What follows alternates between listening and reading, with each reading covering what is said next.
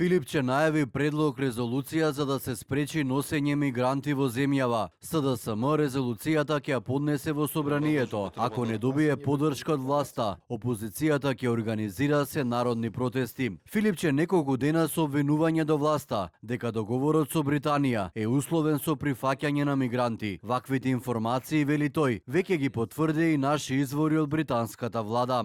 Нема да има шатори, но ќе има социјални станови. Но прочитани се. И ми ги знаеме сите чекори однапред.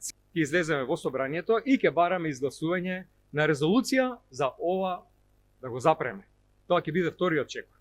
Доколку ВМРО ДПМН не излезе и не ја прифати оваа резолуција, ќе бидеме приморани понатаму да се бориме со сите демократски средства. Еден од нив е да ги повикаме сите граѓани на еден голем народен протест. Премиерот Мицкоски смета дека Филипче во недостиг на теми измислува мигрантска криза за да се ја спаси функцијата. Најави повлекување од политиката, ако лидерот на опозицијата со неговите истомисленици до наредната пролет најдат макар еден мигрант. Бидејќи го спомна пролет. Оставам простор до пролет, Венко Филипче, заедно со професорот Фрчковски, заедно со Андреј Жерновски, да бараат низ Македонија и да најдат мигрант кој што е дел од овој договор со Велика Британија или било каков договор кој што сме го превземале. И ако најдат еден, јас трајно напуштам политиката.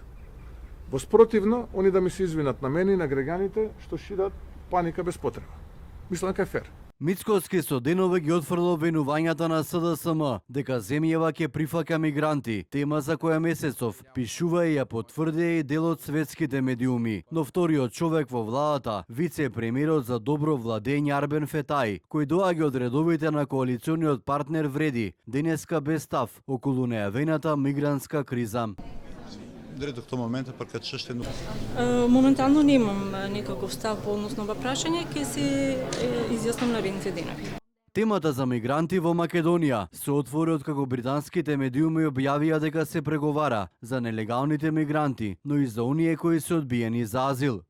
Македонија е транзит држава. За време на бегалско-мигрантската криза поминаа скоро 1 милион бегалци, но и мигранти, но никој не остана во земјава.